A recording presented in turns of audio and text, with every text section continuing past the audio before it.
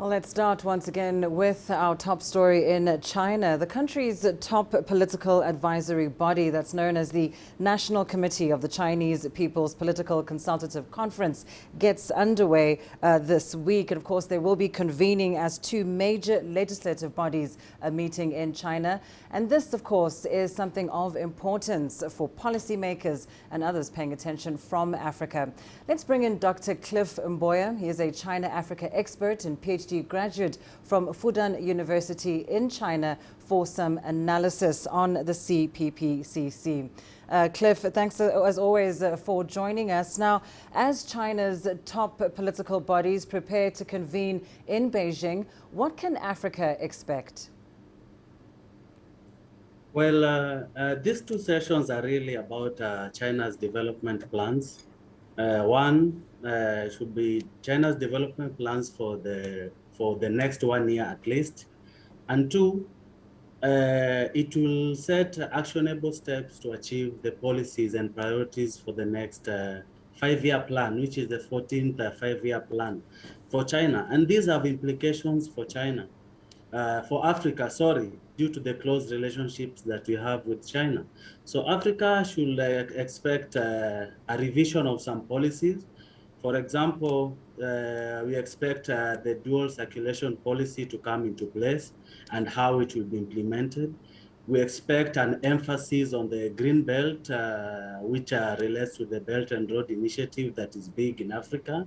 We expect explanation of how China expects to double its economy, and these have great implications on the continent. So this will signal China's priorities going forward and how Africa can tap into these opportunities and adapt to challenges, if any, arising from these policies. And of course, this year, the meeting comes at a time when Africa is still reeling from the economic and social impact of COVID-19. How might this context shape China-Africa priorities this year? I think China has already shown its commitment to supporting Africa in combating COVID-19 and is currently in the process of pushing for equitable distribution of vaccines to poor countries, not just in Africa. And I expect COVID diplomacy to remain a priority in China-Africa relations going forward, as well as economic recovery. And this is evidenced through the ongoing debt relief and suspension negotiations, as well as plans to boost trade and investment through the Belt and Road project. And this will be key for Africa during the two sessions. And looking further into the future, where do you see China-Africa relations going in a post-COVID era? Well, I believe the COVID-19 era it provided a test for Sino-Africa relations.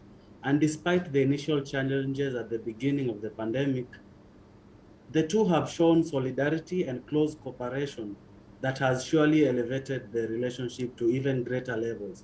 And I expect these two to build on this and also to build on these lessons going forward. And this will be the agenda in the upcoming FOCAC summit in Dakar, Senegal. And I'm sure this will be highlighted and elevated even during the two sessions that are happening tomorrow and the day after.